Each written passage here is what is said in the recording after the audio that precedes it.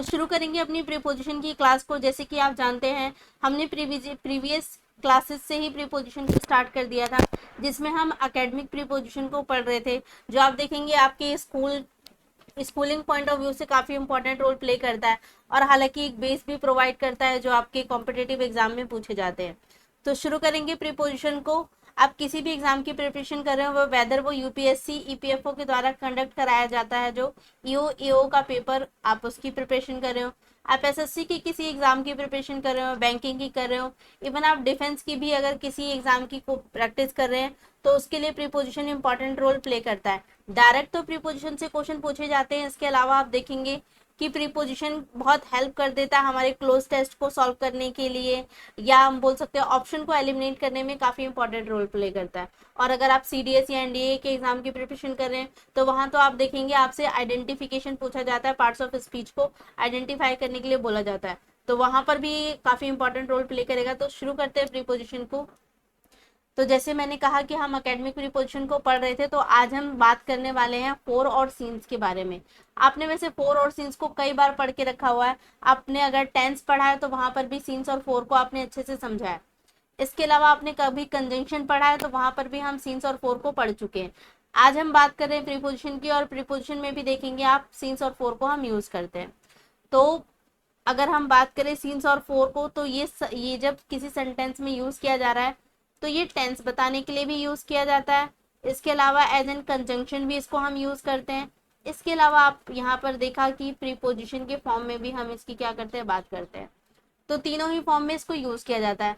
तो पहले यही समझेंगे हम कि कब ये सेंटेंस के अंदर प्रीपोजिशन बन के आ रहा है, कब ये कंजंक्शन बन के आ रहा है। तो कुछ एग्जाम्पल के थ्रू पहले समझते हैं। जैसे लेट सपोज मैंने एक एग्जांपल लिया, ही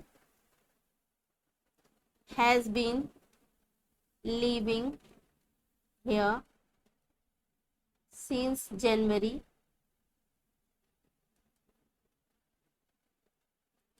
यहाँ पर अगर हम बात करें तो आप देखेंगे सीन्स यूज किया गया है, और सीन्स के तुरंत बाद क्या आया है, जनवरी। ये आप देखेंगे तो नाउन है, और हम जानते हैं नाउन प्रोनाउन अगर सेंटेंस के अंदर आता है, तो या तो सब्जेक्ट का काम कर रहा होता है या फिर किसका, ऑब्जेक्ट का। तो इस केस में सब्जेक्ट तो हमारा ही है, तो दैट मीन्स ये क्या है, ऑब्जेक्ट है, तो ये ऑब्जेक्ट भी हो गया। और प्रीपोजिशन की एक खास बात भी हम जानते हैं कि प्रीपोजिशन अपने तुरंत बाद क्या लेता है, ऑब्जेक्ट जरूर लेगा। जो भी प्रीपोजिशन होगा उसके तुरंत बाद उसको अपना ऑब्जेक्ट चाहिए होता है। तो यहाँ पर अगर आप देखेंगे तो सीन्स किस फॉर्म में यूज किया गया है, यहाँ पर ये एक प्रीपोजिशन बनकर आया है, ठीक है। और इसको तुरंत इसके बाद क्या मिल चुका है, ऑब्जेक्ट, और ऑब्जेक्ट की जगह पर जो होगा या तो वो नाउन होगा या तो वो प्रोनाउन होगा, तो यहाँ पर ये क्या है, नाउन है। आई होप ये बात आपको क्लैरिफाई हुआ कि किस तरीके से इस सेंटेंस के अंदर जो सीन्स आया है वो प्रीपोजिशन बन के आया है। नेक्स्ट एक और एग्जांपल लेके समझते हैं। जैसे कि he has been absent since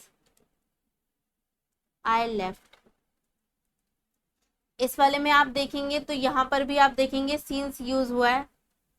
इसके बाद में हमारे पास आई लेफ्ट, ये पूरा हम इसे ऑब्जेक्ट नहीं बोल सकते, ये क्या हो जाएगा, क्लॉज है। इसी तरीके से यहाँ पर आप देखेंगे ये भी एक क्या है, क्लॉज है। हम बोल सकते हैं इसे ये फर्स्ट क्लॉज है और ये सेकंड क्लॉज है। और ये सीन्स क्या कर रहा है, इन दो क्लॉजेस को ऐड करने का काम कर रहा है, दोनों को कंबाइन करने का या दोनों को ऐड करने का काम कर रहा है, एक सेंटेंस बनाने का काम कर रहा है। तो यहाँ पर ये जो सीन्स आया है वो क्या बन के आया है, कंजंक्शन। कंजंक्शन का काम क्या होता है, दो या दो से ज्यादा क्लॉजेस को ऐड करके दिखाना या उनको कंबाइन करने के लिए हम यूज करते हैं। तो यहाँ पर जो सीन्स यूज हुआ है वो कंजंक्शन यूज हुआ है। इसके ऊपर वाले एग्जाम्पल में जो यूज हुआ था ये किस फॉर्म में हुआ था, प्रीपोजिशन के फॉर्म में हुआ था। और इसके अलावा टेंस में जिस तरीके से यूज होता है, तो वहां पे आप जानते हैं टाइम बताने के लिए यूज किया जाता है, इसीलिए हम प्रीपोजिशन को प्रीपोजिशन ऑफ टाइम भी बोलते हैं, प्रीपोजिशन ऑफ टाइम भी कहा जाता है इसको, इसकी इसी खासियत की वजह से। तो आई होप कि ये बातें आपको क्लैरिफाई हुई कि सेंटेंस के अंदर कैसे आइडेंटिफाई करेंगे कि कब ये कंजंक्शन बन के आए, कब ये प्रीपोजिशन बन के आए। सो अब शुरू करते हैं मेन अपने कॉन्सेप्ट को। जैसे कि हमने बात किया कि फोर और सीन्स, तो जैसे मैंने बता दिया कि फोर और सिंस आपने देखा कि यहाँ पर टेंस के फॉर्म में भी यूज़ किया जाता है। इसके अलावा हमने देखा कंजंक्शन के फॉर्म में भी इसको यूज़ किया जाता है। इसके अलावा प्रीपोजिशन के फॉर्म में भी हम इसको क्या करते हैं, यूज़ करते हैं। ये तो तीनों किस तरीके से यूज़ किए जाते हैं वो हमने देख लिया।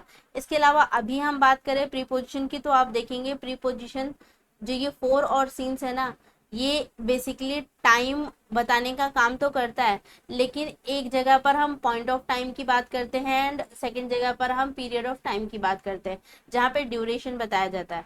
तो जो फोर होता है ना, ये हमें ड्यूरेशन या बोल सकते हैं पीरियड ऑफ टाइम बताता है, पीरियड ऑफ टाइम बताने का काम करता है। जबकि उसी जगह पर अगर आप सीन्स की बात करेंगे तो सीन्स पॉइंट ऑफ टाइम बताने के लिए काम करता है। पर्टिकुलर टाइम को बताना होता है तो हम उसके लिए सीन्स यूज करते हैं, और आप एक ड्यूरेशन देना चाहते हैं तो उस केस में हम क्या यूज करते हैं, पीरियड यूज करते हैं। एग्जाम्पल के लिए कह सकते हैं, जैसे मैंने बोला 2 आवर, या आपने बोल दिया यहाँ पर 4 डेज। तो इस केस में क्या है, हम क्लैरिफाई नहीं हो पाते कौन से 2 घंटे, कौन से 4 दिन। तो उस केस में हम पीरियड को डिनोट करते हैं और उस जगह पर हम फोर को यूज करते हैं। जबकि जब आप बात करते हैं सीन्स की, तो सीन्स के केस में हम देखेंगे एकदम एग्जैक्ट आपको टाइम बताया जाता है, तो हम वहाँ पे यूज करते हैं क्या चीज, सीन्स। जैसे कि बता दिया गया है कि जनवरी के मंथ की बात हो रही है, या बता दिया गया 4 बजे की बात हो रही है, या फिर इसी में आपको बोल दिया गया कि 1997 की बात हो रही है। तो आप देखेंगे एग्जैक्ट आपको पॉइंट बता है कि किस पर्टिकुलर पॉइंट से हम बात कर रहे हैं, तो वहां पर हम क्या यूज करते हैं, सीन्स यूज करते हैं। जबकि यहाँ पर हमें एग्जैक्ट पॉइंट नहीं पता, बट पीरियड पता है कि हाँ यहाँ से लेके इतनी देर तक की ये बात हो रही है, तो वहां पर हम क्या यूज करते हैं, फोर यूज करते हैं। आई होप कि ये बात क्लैरिफाई हुई। और इतनी बात तो आप टेंस अगर आपने थोड़ा भी सीरियस होकर पढ़ा है तो वहां पर भी आप इन बातों को समझ चुके हैं कि किस तरीके से फोर और सीन्स पीरियड ऑफ टाइम और पॉइंट ऑफ टाइम बताने के लिए यूज किया जाता है। यहाँ पर मैं एक और नया कॉन्सेप्ट यहाँ पर ऐड करूंगी। आप देखेंगे पीरियड ऑफ टाइम बताने के लिए तो यूज किया जाता है फोर को, इसके अलावा ये हमें रीजन और पर्पस बताने के लिए भी हम क्या करते हैं, यूज करते हैं। तो अगर बात करेंगे सीन्स की, तो सीन्स हमें क्या है, किसी भी चीज का अगर आपको रीजन बताना होता है ना, तो उसके लिए भी हम क्या करते हैं, यूज करते हैं इसको। अगर आप रीजन बताना चाहते हैं तो उसके लिए भी यूज करते हैं, और फोर हम यूज करते हैं पर्पस बताने के लिए। तो याद रखना है कि जब आप फोर की बात करते हैं और जब हम सीन्स की बात करते हैं, तो फोर हम दो चीजों के लिए यूज कर रहे हैं। पहला तो आप बात कर रहे हैं पीरियड ऑफ टाइम की, एंड सेकंड ये हमें बताता है किसी भी चीज का पर्पस, कि कोई चीज अगर हो रही है तो उसका पर्पस क्या है। इसी तरीके से सीन्स हम यूज करते हैं पहला तो पॉइंट ऑफ टाइम बताने के लिए, एंड सेकंड ये हमें बताता है किसी भी चीज के होने का रीजन बताता है कि क्यों वो पर्टिकुलर चीज हुई है। जैसे एग्जाम्पल के फॉर्म में अगर हम समझेंगे तो कुछ एग्जाम्पल से समझते हैं। जैसे आप देखेंगे यहाँ पर आपको दो सेंटेंस गिवन है। जैसे थर्ड वाला है, since I was unwell I didn't take the test. तो जैसे कि यहाँ बोला गया है क्योंकि मैं क्या थी, अनवेल थी। अनवेल मतलब ठीक नहीं थी, फिट नहीं थी, दैट्स वाई मैंने टेस्ट नहीं दिया। तो यहाँ पर ये जो सीन्स है क्या बताने का काम कर रहा है, रीजन। तो ये रीजन ही बताया जा रहा है, किस चीज का रीजन, कि हमने पर्टिकुलर टेस्ट को क्यों नहीं दिया। तो ये जो रीजन है उसको बताने के लिए हम किसकी हेल्प ले रहे हैं, सीन्स की हेल्प ले रहे हैं। तो सीन्स क्या करता है, रीजन बताने के लिए भी यूज किया जाता है, तो यहाँ पे ये रीजन बता रहा है। इसी तरीके से नीचे वाले में आप देखेंगे ये यहाँ पे पर्पस बताने का काम कर रहा है। Example, the police is for our safety. तो यहाँ पे पुलिस जो है वो किस लिए है, हमारी सेफ्टी के लिए है। तो पुलिस किस लिए है, पुलिस के होने का यहाँ पर पर्पस बताया जा रहा है, किस चीज के लिए, हमारी सेफ्टी के लिए पुलिस यहाँ पर है। तो ये आपने देखा कि हम पीरियड ऑफ टाइम और पॉइंट ऑफ टाइम बताने के लिए तो यूज करते हैं, इसके अलावा आपको अगर रीजन और पर्पस बताना होता है तो उसके लिए भी हम यूज करते हैं। सीन्स हमें रीजन बताने के लिए यूज करने में हेल्प करता है, और पर्पस बताना होता है तो हम क्या करते हैं, फोर को यूज करते हैं। आई होप ये बात आपको अच्छे से क्लैरिफाई हुई। और इससे पहले वाले एग्जाम्पल ये मैं आपको पहले भी समझा चुकी हूँ। यहाँ पर सीन्स यूज किया गया एज एन प्रीपोजिशन, और इसके बाद इसको इसका ऑब्जेक्ट भी मिल चुका है। और यहाँ पर ये जो सीन्स यूज किया गया है ये इस वाले क्लॉज को इस वाले क्लॉज के साथ कंबाइन करने के लिए यूज किया गया है। तो यहाँ पर ये क्या है, कंजंक्शन की तरह काम हो रहा है। तो आई होप कि ये बात अच्छे से क्लैरिफाई हुई होगी कि कैसे पीरियड ऑफ टाइम और पॉइंट ऑफ टाइम बताने के लिए काम करता है। इसके अलावा रीजन और पर्पस बताता है। अब जैसे हम मान लो हमने यहाँ पे कहा कि ये क्या है, पीरियड ऑफ टाइम बताने के लिए यूज करता है। तो जैसे मैंने बोला I was waiting for an hour, तो एक काम करते हैं, फोर ना लग के दोनों ही ऑप्शन रखते हैं, फोर और यहाँ पर है सीन्स एन आवर। तो यहाँ पर अगर हमें देखना है कि हम किस चीज को यूज करेंगे, फोर यूज किया जाएगा सेंटेंस में, सीन्स यूज किया जाएगा, तो ये कैसे पता चलेगा ये जो हमें टाइम है ये क्या बता रहा है। एन आवर ये आपको क्या बताने के एग्जैक्ट पॉइंट बता रहा है या पीरियड ऑफ टाइम बता रहा है। तो आप देखेंगे यहाँ पे एग्जैक्ट पॉइंट नहीं बता, ये सिर्फ हमें बता रहा है 1 घंटा, पर कौन सा 1 घंटा वो हमारे पास कोई क्लैरिफिकेशन नहीं है। तो इस केस में आप देखेंगे ये क्या करता है, पीरियड बताने का काम कर रहा है। और अगर ये पीरियड बता रहा है तो हम जानते हैं कि हम यहाँ पर क्या यूज करते हैं, फोर, सीन्स यहाँ पर यूज नहीं किया जाएगा। तो इसके लिए ऑप्शन क्या हो जाएगा, फोर। तो I was waiting for an hour, उसके लिए क्या हो जाएगा, ऑप्शन ठीक हो जाएगा। तो आई होप कि ये बात क्लेरिफाई हुआ। इसी तरीके से अगर कोई सेकेंड एग्जाम्पल लेंगे, जैसे हमने पहले इस वाले एग्जाम्पल में लिया था, यहाँ पर आप देखेंगे I have been living here since January. तो यहाँ पर आप देखेंगे एग्जैक्टली आपको क्या बताया गया है, पॉइंट ऑफ टाइम बताया गया। और जब पॉइंट ऑफ टाइम बताया जाता है तो वहां पर हम क्या यूज करते हैं, सीन्स यूज करते हैं। दैट्स वाई यहाँ पर क्या यूज किया गया, सीन्स यूज किया गया। तो आई होप फोर और सीन्स को किस तरीके से यूज किया जाता है आपको अच्छे से क्लैरिफाई हुआ। हमने देखा कि सीन्स यूज किया जाता है पॉइंट ऑफ टाइम बताने के लिए, इसके अलावा सीन्स हमें रीजन बताने के लिए भी हम यूज कर सकते हैं। जबकि फोर हमने देखा पीरियड ऑफ टाइम बताता है। इसके अलावा अगर आपको पर्पस बताना है तो उसके लिए भी हम क्या कर सकते हैं, हेल्प ले सकते हैं किसकी, फोर की। तो आई होप कि सीन्स और फोर का कॉन्सेप्ट आपको अच्छे से क्लैरिफाई हुआ होगा। तो मूव करेंगे नेक्स्ट प्रीपोजिशन की तरफ, जो कि है ऑन, अपॉन और ऑन टू। आप देखेंगे काफी कंफ्यूजन होता है इसके अंदर की जब हम बात करते हैं ऑन की, अपॉन की और ऑन टू की। तो समझेंगे इन्हीं के कॉन्सेप्ट को। आप देखेंगे ज्यादातर केसेस में जो ऑन हम यूज करते हैं किसी भी चीज की पोजीशन को बताने के लिए यूज किया जाता है, और वो भी ये हमें क्या करता है, किसी की पोजीशन बताता है। और अगर कोई चीज पोजीशन बता रही है तो फिर वो कैसी है, बिल्कुल बोल सकते हैं जिसके अंदर कोई मूवमेंट नहीं हो रहा होता। तो इस केस में नो मूवमेंट, कोई मूवमेंट नहीं हो रहा होता, या हम बोल सकते हैं कोई मोशन नहीं हो रहा होता, तो बोल सकते हो नो मोशन।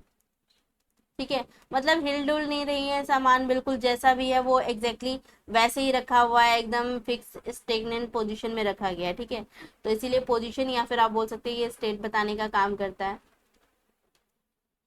जबकि अगर अपॉन की बात करें तो ये क्या करता है, ये किसी भी चीज के मोशन को बताने का काम करता है, या बोल सकते हैं मूवमेंट बताने का काम करता है।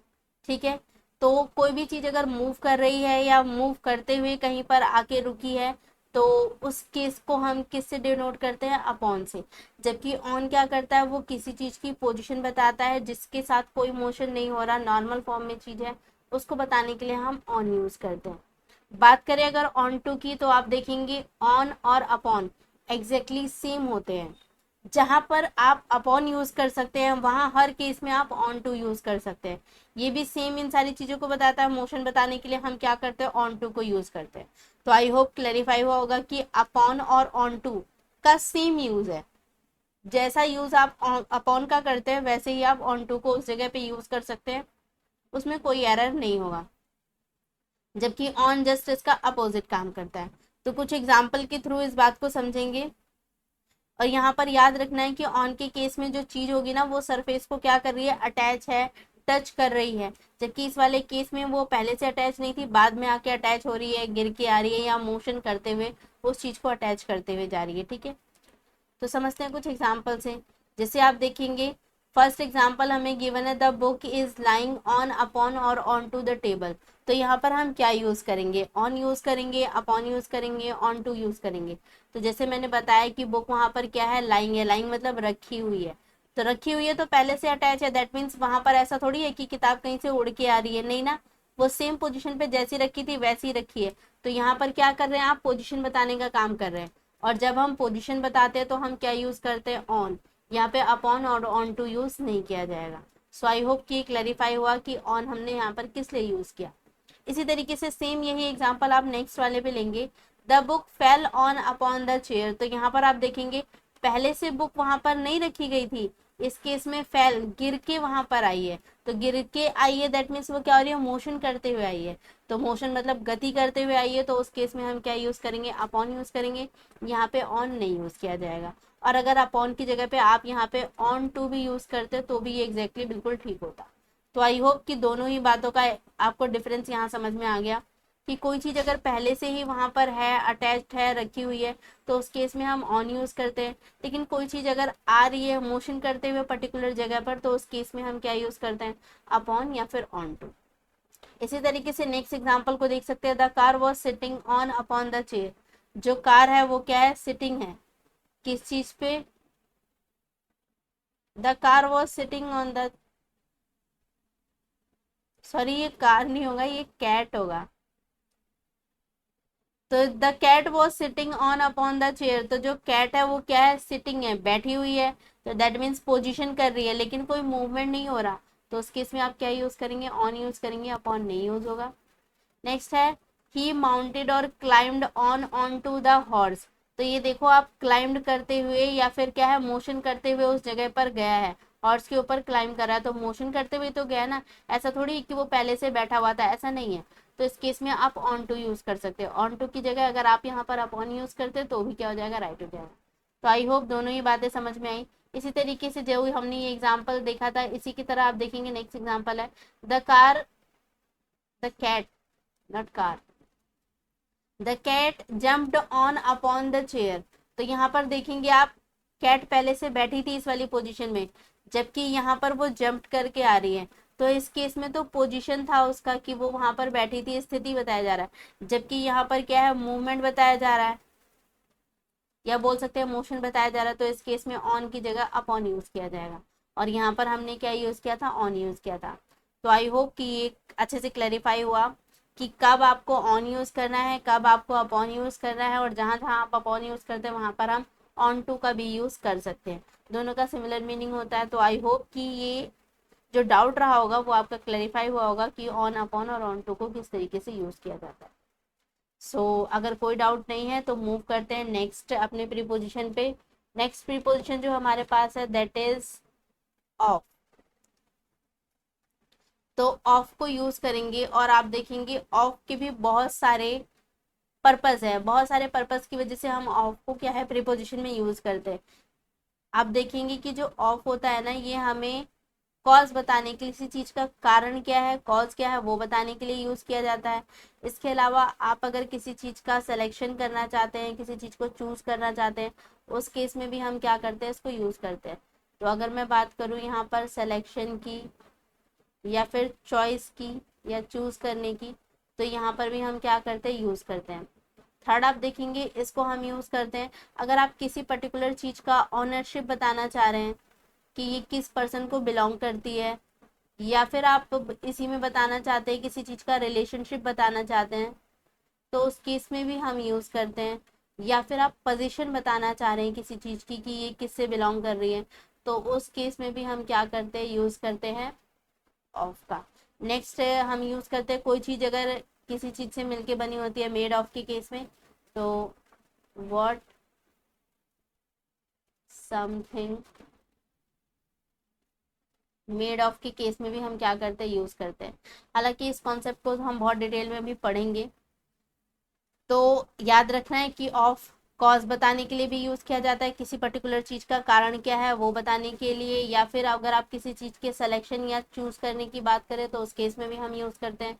आप अगर ऑनरशिप बताना चाहते हैं, रिलेशनशिप बताना चाहते हैं किसी पर्टिकुलर चीज से, या उसका पोजीशन शो करना चाहते हैं, तो भी हम क्या करते हैं, ऑफ को यूज करते हैं। और कोई चीज किस चीज से मिलके बनी है अगर आप ये बताना चाहते हैं, तो उस केस में भी हम ऑफ यूज करते हैं। हालांकि यहाँ पर हम फ्रॉम भी यूज करते हैं कई जगह पर। तो ये अभी डाउट में क्लियर करूंगी कि मेड ऑफ कहाँ यूज किया जाता है और मेड फ्रॉम कहाँ यूज किया जाता है।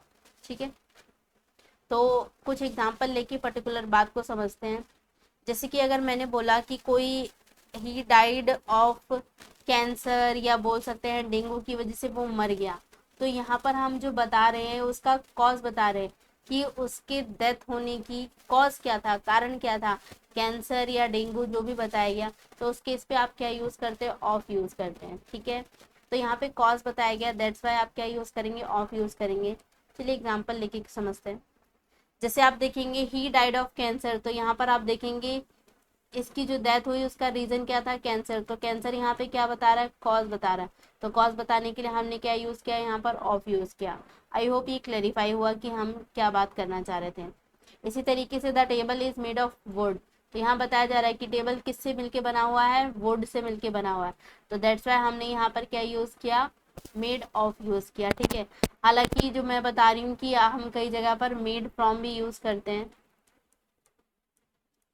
और मेड ऑफ भी यूज करते हैं, कोई चीज अगर पर्टिकुलर चीज से बनी होती है, लेकिन दोनों में थोड़ा सा लिटिल डिफरेंस होता है। इस वाले केस में जब हम मेड ऑफ की बात करते हैं, रिवर्सिबल होती है कि आप जैसे कि यहाँ पर टेबल जो है वो वुड से बना हुआ है, तो हम टेबल से वापस वुड पे आ सकते हैं, रिवर्स कर सकते हैं अपनी पोजीशन को, यस, कि टेबल जब टूटेगा या कुछ भी होगा तो हमें लकड़ियां वहां से वापस मिल जाएंगी। ठीक है, लेकिन अगर कोई ऐसी चीज है जो इरिवर्सिबल है, जैसे मैंने बोला कर्ड जो है वो दूध से बना हुआ है, तो कर्ड से क्या वापस आप दूध बना सकते हैं, नहीं ना, वापस नहीं मिलेगा। तो उस केस में हम मेड फ्रॉम यूज करते हैं। ठीक है, तो थोड़ा सा मैंने आपको यहाँ इंट्रो दे दिया, बाकी हम आगे भी समझेंगे इस चीज को। तो यहाँ पर भी याद रखना है कोई चीज किस चीज से मिलके बनी है, जब आपको ये बताना होता है तो वहां पर भी हम क्या करते हैं, ऑफ यूज करते हैं और फ्रॉम भी यूज करते हैं, दोनों को भी देखेंगे, मेड ऑफ या मेड फ्रॉम यूज करते हैं। नेक्स्ट, अभी मैंने बताया था कि किसी पर्टिकुलर चीज का सिलेक्शन होता है, चॉइस होता है, तो उस केस में भी हम क्या करते हैं, ऑफ यूज करते हैं। तो यहाँ पे वन ऑफ द स्टूडेंट, तो सारे स्टूडेंट में से वन ऑफ किसी एक पर्टिकुलर की बात हो रही है, क्या है वो, अब्सेंट है। तो यहाँ पर हम बात कर रहे हैं चॉइस की, चूज करने की या फिर सिलेक्शन की, तो इस केस में भी हमने क्या यूज किया, ऑफ यूज किया। यहाँ पर कोई चीज किस चीज से मिलके बनी है वो बताने के लिए यूज किया। नेक्स्ट आप देखेंगे सेम चीज को, the necklace is made of gold, तो नेकलेस किससे मिलके बना हुआ है, गोल्ड से।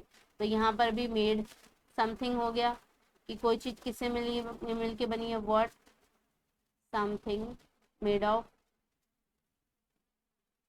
ये बताने के लिए यहाँ पर क्या किया गया, यूज किया गया। तो आई होप कि ये सारे एग्जाम्पल आपको अच्छे से क्लैरिफाई हुए। तो नेक्स्ट अगर आप इसी में देखेंगे, तो जैसे हमने यहाँ पर बात किया कि ही डाइड ऑफ कैंसर, तो ये जो पर्सन था वो कैंसर की वजह से इसकी डेथ हो गई, तो उसको हमने ऑफ से डिनोट किया। इसके अलावा और भी बहुत सारे रीजन होते हैं जिसकी वजह से लोगों की डेथ होती है, हर जगह पर हम ऑफ नहीं यूज करते, हर जगह पे कुछ पर्टिकुलर चीजें यूज की जाती है। जैसे अगर कोई बीमारी से मर रहा है, किसी डिजीज से खत्म हो रहा है, तो उस केस में हम ऑफ यूज करते हैं। लेकिन किसी की डेथ अगर बाय चांस एक्सीडेंटली हो जाती है, तो उस केस में हम ऑफ ना यूज करके इन यूज करते हैं। तो जैसे यहाँ पे मैंने आपको सारे देने की, समझाने की कोशिश की है। Death caused due to disease, अगर किसी डिजीज की वजह से किसी की डेथ होती है, लेट सपोज कैंसर की वजह से, डेंगू की वजह से, तो इस केस में तो हमने देखा कि हम क्या यूज करते हैं, ऑफ यूज करते हैं। लेकिन अगर किसी की डेथ किसी एक्सीडेंट की वजह से हो जाती है, तो उस केस में हम ऑफ नहीं यूज करके यहाँ पर हम यूज करते हैं इन। ठीक है, याद रखना है। इसी तरीके से अगर किसी की डेथ हो जाती है चोट लगने से, या फिर ओवर ईटिंग से, या फिर इसी में हम बोल सकते हैं ओवर ड्रिंकिंग से, तो इस केस में हम यूज करते हैं फ्रॉम। ठीक है, याद रखना है। एक्सीडेंट से डेथ हो रही है तो इन यूज करना है, किसी डिजीज से हो रही है तो ऑफ यूज करना है, ज्यादा खाने से या ज्यादा पीने से या चोट लगने से हो रही है तो उस केस में फ्रॉम यूज करना है। अगर किसी की डेथ हो जाती है ड्यू टू हंगर और स्टारवेशन, भूखे रहने की वजह से, तो इस केस में भी हम ऑफ यूज करते हैं। ठीक है, हंगर की वजह से, स्टारवेशन की वजह से अगर किसी की मौत हो जाती है, तो उस केस में हम ऑफ यूज करते हैं। अगर किसी की डेथ हो जा रही है शेम की वजह से, ग्रीफ की वजह से, सोरो की वजह से, तो उस केस में हम यूज करते हैं विद। और अगर किसी की डेथ वायलेंस की वजह से हो जाती है, तो इस केस में हम यूज करते हैं बाय। ठीक है, तो याद रखना है अलग अलग रीजन की वजह से डेथ हो रहा है तो वहां पे अलग अलग प्रीपोजिशन यूज किया जाता है। डिजीज की वजह से या हंगर या स्टारवेशन की वजह से किसी की डेथ होती है तो हम यहाँ पर ऑफ यूज करते हैं। लेकिन अगर एक्सीडेंट की वजह से हो जाता है तो वहां पर आपको इन यूज करना है। चोट लगने की वजह से या बहुत ज्यादा खाने या पीने की वजह से किसी की डेथ होती है तो वहां पर हम फ्रॉम यूज करते हैं। किसी की डेथ अगर शेम की वजह से, ग्रीफ की वजह से, शोरों की वजह से हो जाती है तो उस केस में विद यूज़ करते हैं, और अगर किसी की डेथ वायलेंस की वजह से होती है तो वहाँ पर बाय यूज़ किया जाता है। सो आई होप कि ये सारे ही पॉइंट्स आपको अच्छे से क्लैरिफाई होंगे। कहाँ कहाँ पे हम ऑफ का यूज़ करते हैं ये भी आपको अच्छे से समझ में आया होगा। तो एक बार और हम देख लेते हैं, रिवाइज कर लेते हैं। ऑफ को यूज़ करते हैं जब आपको किसी चीज़ का कॉज बताना होता है, किसी चीज़ का सिलेक्शन या चॉइस बतानी होती है तो उस केस में भी हम ऑफ यूज़ करते हैं। अगर किसी पर्टिकुलर चीज़ का हमें ऑनरशिप, रिलेशनशिप या पोजीशन बताना होता है तो उस केस में भी हम ऑफ यूज़ करते हैं। और कोई चीज़ किस चीज़ से मिलके बनी होती है ये बताना होता है तो हम यहाँ पे मेड ऑफ या मेड फ्रॉम का यूज़ करते हैं। ठीक है, तो यहाँ पे ऑफ की बात कर रहे थे तो मेनली फोकस ऑफ पे था। ठीक है, तो आई होप कि ये आपको अच्छे से क्लैरिफाई हुआ होगा। अब जैसे हमने कहा मेड ऑफ और मेड फ्रॉम वाला इशू भी आता है, तो पहले हम उसी को समझ लेते हैं कि मेड ऑफ कब यूज़ किया जाता है और मेड फ्रॉम कब यूज़ किया जाता है। अगर बात करें मेड ऑफ की और मेड फ्रॉम की, जैसे मैंने बताया दोनों ही पर्टिकुलर है, दोनों ही बताता है सेम चीज़ कि कोई भी चीज़ किस चीज़ से मिलके बनी होती है उसको बताने के लिए वॉट समथिंग मेड ऑफ और फ्रॉम, ये बताने के लिए हम यूज़ करते हैं कि कोई चीज़ किस चीज़ से बनी है।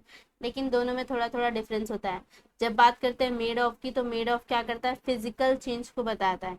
फिजिकल चेंज, ऐसा चेंज जो रिवर्सिबल होता है उसको बोला जाता है।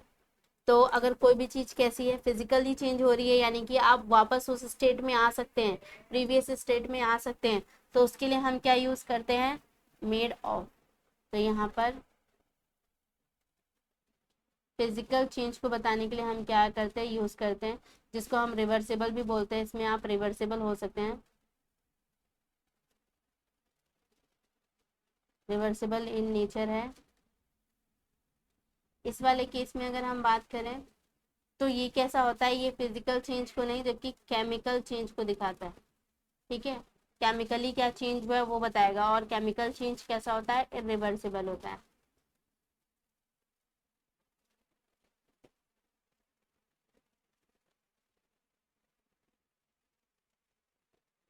ठीक है, तो उस केस में यूज करते हैं। जैसे इस वाले में मैंने बताया कि जो नेकलेस है वो गोल्ड से बना हुआ है, तो आप वापस पुरानी स्टेट में जा सकते हैं कि अगर नेकलेस है तो नेकलेस से हमें गोल्ड वापस मिल जाएगा। तो उस केस में हम क्या यूज़ करेंगे, इसको यूज़ करेंगे। जबकि इस वाले केस में अगर हम बात करें, जैसे मैंने बोला कर्ड किससे मिलके बना हुआ है, मिल्क से, तो हमने, अगर हम प्रीवियस पोजीशन में जाना चाहें तो क्या जा सकते हैं, कर्ड से क्या वापस दूध हमें मिल सकता है, नहीं मिल सकता। तो उस वाली स्टेट को आप किससे दिखाते हैं, उस वाली स्टेट को हम दिखाते हैं मेड फ्रॉम से। चलिए मैं एग्जांपल लिख के समझा देती हूँ। जैसे बोला गया curd is made of milk, और यहाँ के लिए बोल सकते हैं जैसे नेकलेस वाला एग्जांपल ही ले लेते हैं। अ नेकलेस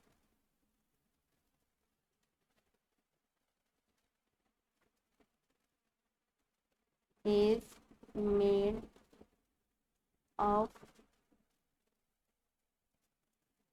गोल्ड, और ये क्या था, ये ऑफ नहीं होगा, ये हो जाएगा फ्रॉम।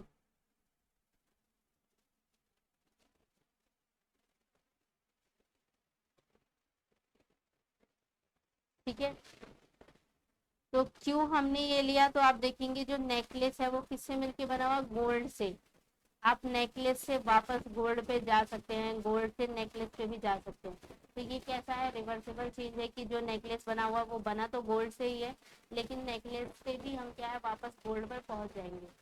जबकि इस वाले केस में क्या है, कर्ड जो है वो मिल्क से बना हुआ है, तो कर्ड मिल्क से बना हुआ है, लेकिन क्या हम प्रीवियस स्टेट पे जा सकते हैं, कर्ड से क्या हमें वापस मिल्क मिल सकता है, तो नहीं मिल सकता, तो क्या है, इरिवर्सिबल है। तो इस केस में हम मेड फ्रॉम यूज करते हैं, जो चीज़ इरिवर्सिबल है या केमिकल चेंज है, और जो चीज़ फिजिकल चेंज को बताती है उस केस में हम ऑफ यूज करते हैं, जहाँ हम प्रीवियस वाली पोजीशन पे वापस जा सकते हैं।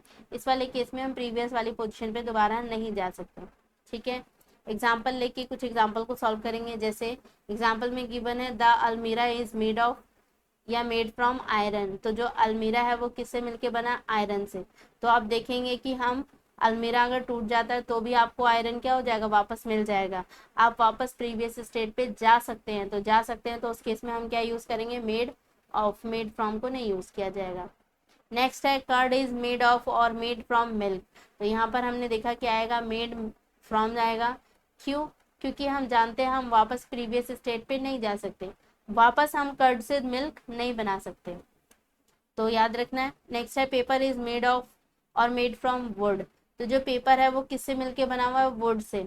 इस केस में आप देखेंगे जो चेंज है वो इरिवर्सिबल है। यस, वुड से हमें पेपर मिला है लेकिन हम पेपर से वापस लकड़ी नहीं प्राप्त कर सकते, तो उस केस में क्या यूज करना है, मेड फ्रॉम, मेड ऑफ नहीं यूज होगा। तो आई होप कि एग्जाम्पल आपको अच्छे से क्लैरिफाई हुए होंगे, चीजें आपको अच्छे से समझ में आई होंगी कि किस तरीके से मेड ऑफ और मेड फ्रॉम को यूज किया जाता है। ठीक है, सो मूव करते हैं नेक्स्ट प्रीपोजिशन पे। नेक्स्ट प्रीपोजिशन है आपका बिसाइड और बिसाइड्स। तो दोनों में बहुत देखेंगे आप, बहुत सिमिलरिटी है, सिर्फ एस का ही डिफरेंस है दोनों के बीच में, लेकिन आप देखेंगे दोनों के मीनिंग बहुत ज़्यादा डिफरेंस है, बहुत ज़्यादा चेंज है। तो अगर बात करें बिसाइड, तो बिसाइड यूज़ किया जाता है किसी चीज़ को, कोई चीज़ किसी के एडजेसेंट में रखी है, किसी के बगल में रखी गई है, बाजू में रखी गई है, तो उस चीज़ को दिखाने के लिए हम बिसाइड यूज़ करते हैं। तो यहाँ पर अगर आप किसी चीज़ को एडजेसेंट दिखाना चाहते हैं, किसी चीज़ के बगल में दिखाना चाहते हैं कि ये सामान इस प्रीवियस सामान के बगल में है, या बॉक्स जो है वो टेबल के साथ में रखा हुआ है, तो उस चीज़ को दिखाने के लिए हम एडजेसेंट यूज़ करते हैं। जबकि बिसाइड क्या होता है, ये हमें बताता है अपार्ट फ्रॉम, अपार्ट फ्रॉम, या इसे ही बोल सकते हैं in addition, in addition to के केस में हम क्या करते हैं, यूज करते हैं। जिसे आप हिंदी में बोल सकते हैं के अलावा। जबकि ये क्या होता है, कोई चीज अगर बगल में रखी गई है, बाजू में रखी गई है, तो उसको बताने के लिए यूज किया जाता है। ठीक है, तो बिसाइड और बिसाइड्स का डिफरेंस आपको यहाँ पे समझ में आया होगा कि कोई चीज अगर आप उसकी पोजीशन बता रहे हैं कि इस पर्टिकुलर चीज के साथ में रखी गई है या इसके साइड में रखी गई है, तो उसको बताने के लिए हम बिसाइड यूज करते हैं। जबकि इसके अलावा ये भी हो सकता था या इसके अलावा ये भी है, उस चीज को आप बताने के लिए क्या यूज करते हैं, बिसाइड यूज करते हैं। ठीक है, एग्जाम्पल के थ्रू समझेंगे। जैसे